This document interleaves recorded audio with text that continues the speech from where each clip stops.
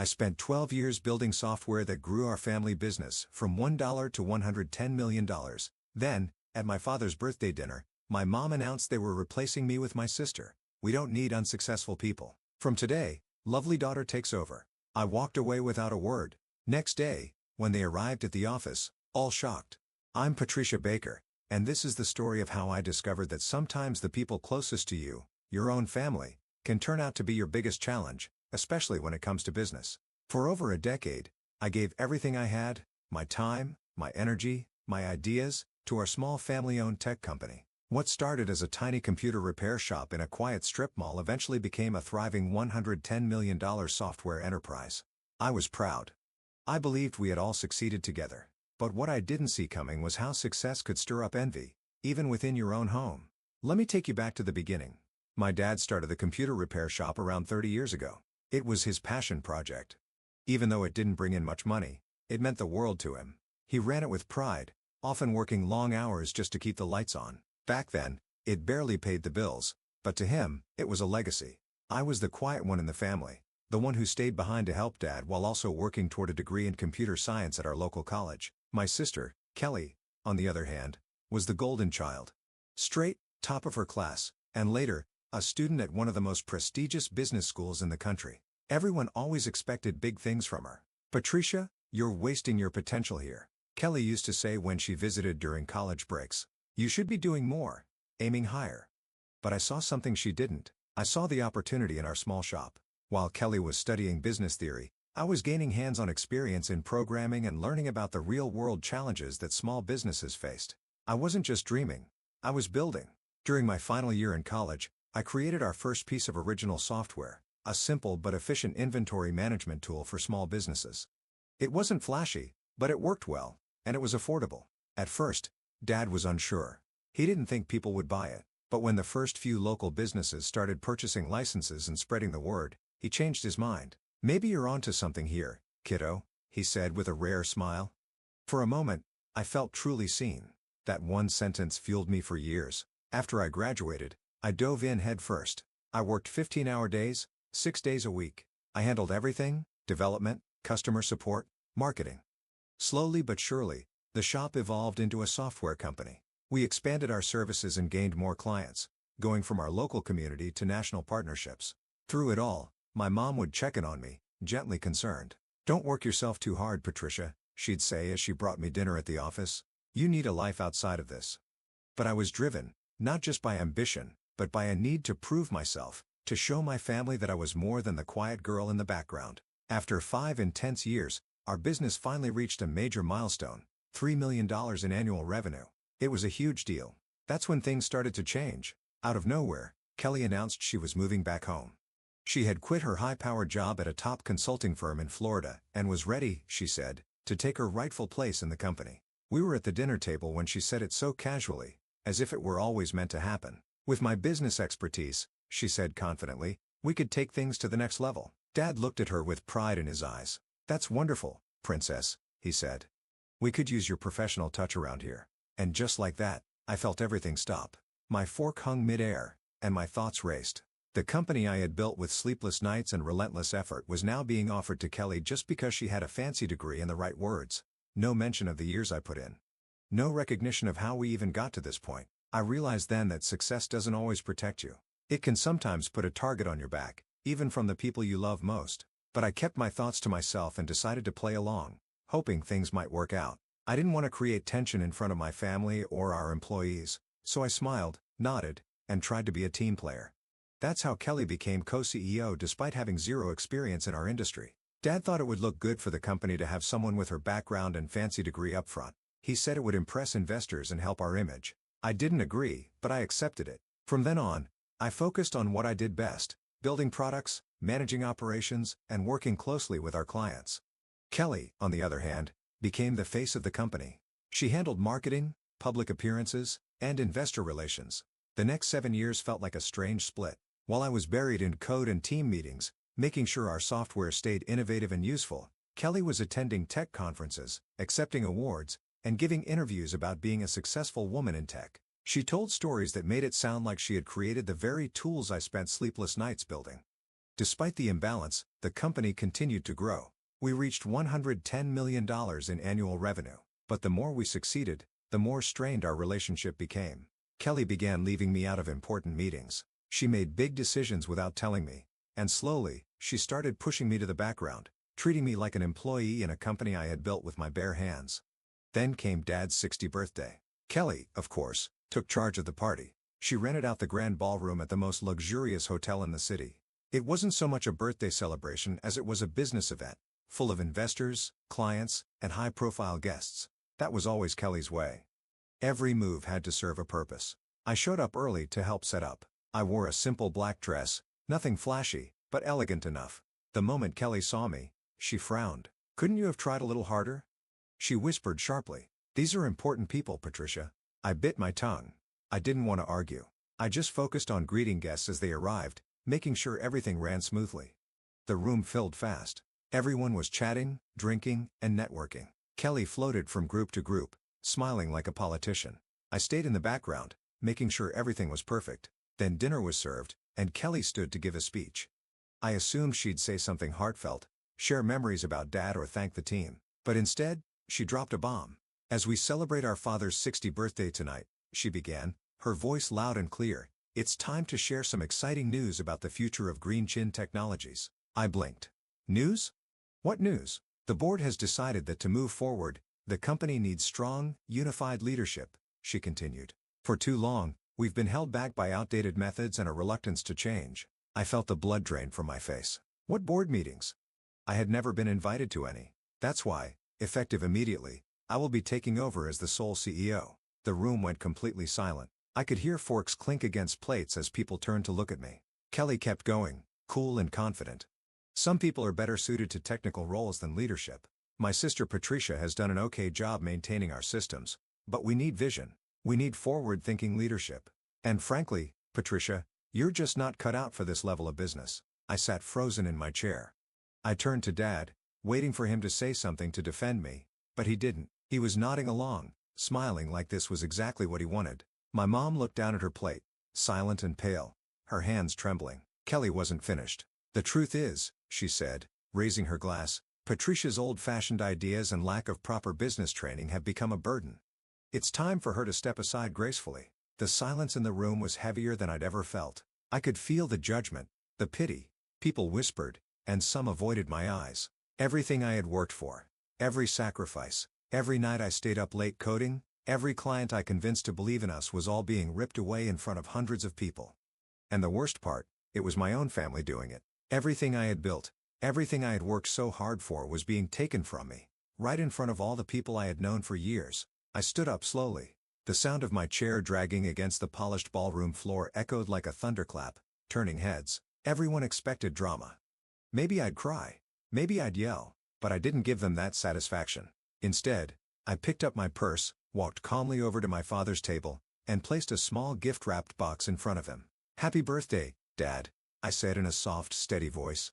Then I turned around, head held high, and walked out of that room full of whispers, stares, and smug smiles. I didn't look back. Later that night, as I sat in my home office surrounded by the awards, patents, and certificates that carried my name, I made a decision.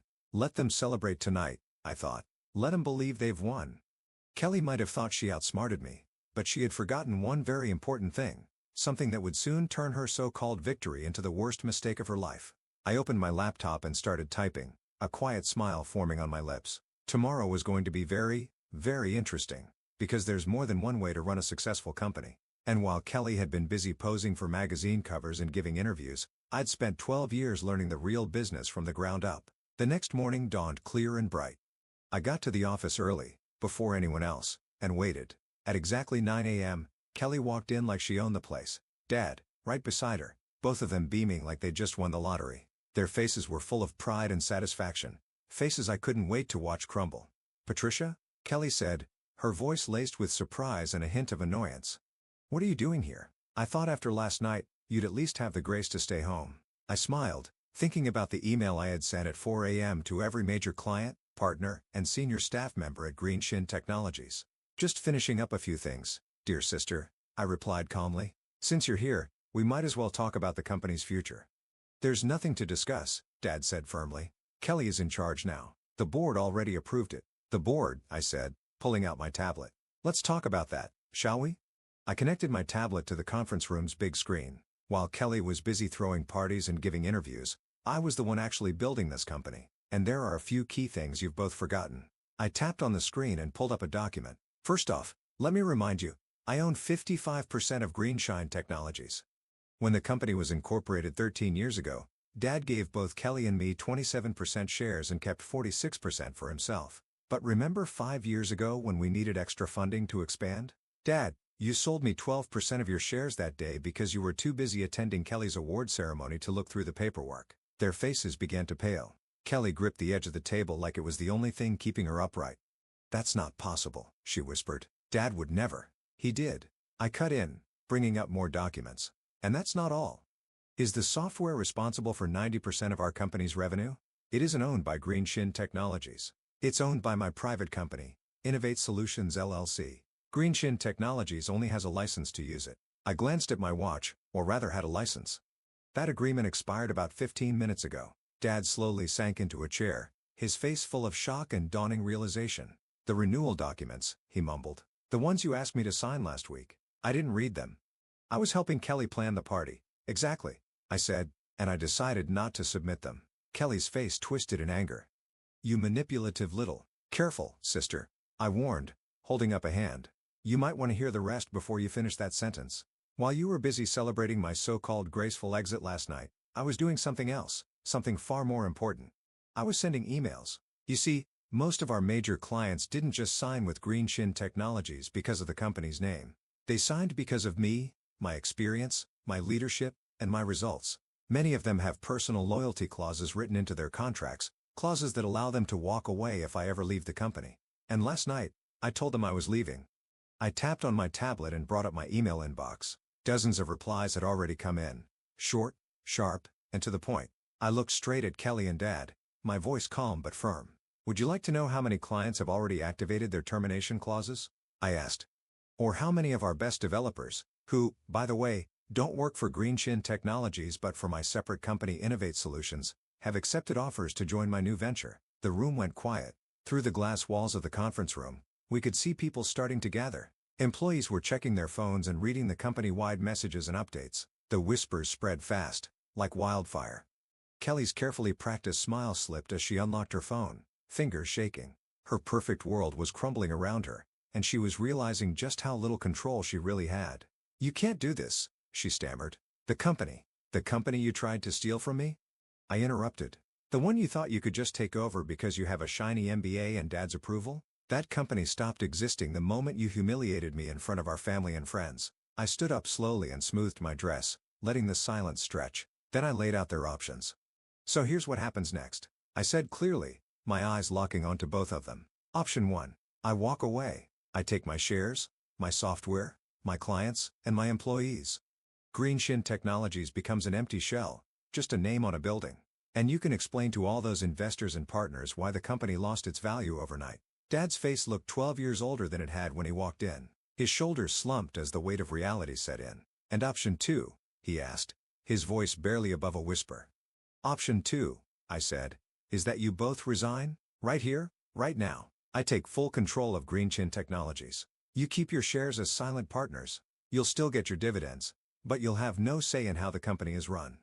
Kelly gets a nice severance package and glowing references to help her find a job somewhere far away from here. Kelly's face turned red with anger. You planned this, she hissed. You've been waiting to stab us in the back. I laughed, but there was no joy in it. No, Kelly, I spent 12 years trying to be a good daughter and a supportive sister. While you took credit for my work, I stayed silent. While you smiled for the cameras, I kept this company alive. I didn't plan this until 12 hours ago, right after you stood on that stage and called me worthless in front of everyone we know. My phone buzzed. Another client had terminated their contract. Time's running out, I said quietly. What's it going to be? The next hour passed in a blur. Lawyers coming in, documents being signed, final decisions made. By noon, I sat alone in what was now officially my office, looking out across the city. The company I had built from nothing was finally mine. I should have felt victorious, but instead, all I felt was empty. The damage had been done. The company survived, but my family didn't. The trust had shattered as fine crystal dropped on a tile floor. The silence in the room felt heavier than any celebration could have lifted. That evening, my mother came to visit. Her eyes were red and tired, as though she'd been crying all day. "Did it really have to end this way?" she asked softly, standing in the doorway. I looked at her for a long moment before replying. "They left me no choice," I said gently. "They would have taken everything I built. They would have erased me from my own story and never looked back." She nodded slowly, sadly. She understood even if it broke her heart. "And what happens now?" she whispered. I looked out the window at the skyline lit up by the setting sun. "Now," I said, "now I rebuild on my terms." I laid the blueprints on the table, the ones I had been quietly working on for months. They showed the future I was planning. New products, cutting-edge innovations, and bold expansions into markets we hadn't even touched yet. Ideas I had held back, waiting for the right moment. And now, that moment had arrived. This time, I would build something even greater. But I'd do it without the weight of people who once looked me in the eye and saw someone they thought was easy to dismiss, someone they thought was worthless. Over the next year, Green Chin Technologies flourished under my full control. We didn't just survive. We tripled in value. Clients returned, new partnerships were formed, and the company finally stepped into the spotlight for all the right reasons. Kelly, humbled by the consequences of her actions, moved to Manhattan. She found a position at a small startup, far from the empire she once believed she could control. I hoped she'd grown. I hoped she learned. Dad quietly stepped away from the business. Retirement suited him. He finally saw what he'd been blind to for so long, that his favorite child had nearly ruined everything he spent a lifetime building. We see each other during the holidays now. We smile politely, ask about each other's health, and pass the mashed potatoes like strangers pretending to be close. There's a distance between us that never quite closes. Some wounds just don't heal all the way. Sometimes, late at night, I flip through old photo albums, ones where we're all smiling, frozen, and happier moments. I feel a pinch of sadness for the family we used to be, for the closeness we lost. But then I remember that birthday night. I remember Kelly's cold, satisfied smile. I remember Dad's nod of agreement as she tore into me with words sharp enough to cut. Respect in business and family is something you earn, not something you inherit, not something you demand. They both learned that lesson, but it came far too late. As for me, I learned something too. I learned that the quiet ones, the underestimated ones, the ones everyone ignores, they're the ones you should be watching. We know how to build from scratch, and more importantly, we know how to take it all back when someone tries to steal what's ours. My story spread. It became a sort of whispered tale in the business world, a reminder to never underestimate the wrong person. These days, when I attend conferences or speak at events, I often hear the murmurs. "That's Patricia Greenchin, the one who..." They never finish the sentence. They don't need to. My success finishes it for them. Just last week, an invitation arrived. Kelly's old business school wanted me to speak at their graduation ceremony. The topic? Hidden strengths. The power of underestimated leaders. I said yes. With a small smile, I began planning my speech, because now I have something to say, and people are finally ready to listen. Under my leadership, the company continues to thrive, not just in profits, but in purpose. But more than the success, I found something else. Peace. Peace in knowing I stayed true to myself. Peace in the choices I made, even the hard ones. Sometimes, the most powerful thing you can do is prove people wrong without saying a word. And sometimes, the best kind of revenge isn't revenge at all. It's rising so high that even the ones who doubted you can't look away. As I sit here in my office, the city skyline stretching far beyond my window, I think of something my mother once told me. Success is the best revenge. But wisdom is knowing when to stop chasing revenge and start chasing growth. She was right. I've let go of the anger. The pain doesn't feel me anymore. I'm building something now that matters. Something lasting. Something real. I still have that small gift-wrapped box, the one I never gave Dad. Inside is a photo album I made for his birthday that year. It tells the story of our company, from that tiny, dusty repair shop to the empire it became. I haven't given it to him yet. Maybe someday, I will when we've healed enough, when the silence between us feels a little less sharp. Until then, that box stays on my shelf, a reminder, a quiet symbol of everything I built, every time I was underestimated. And of the strength I found not in being loud or flashy, but in rising quietly and powerfully on my terms. Because in the end, our greatest strength often comes from the very parts of ourselves that others are too blind to see.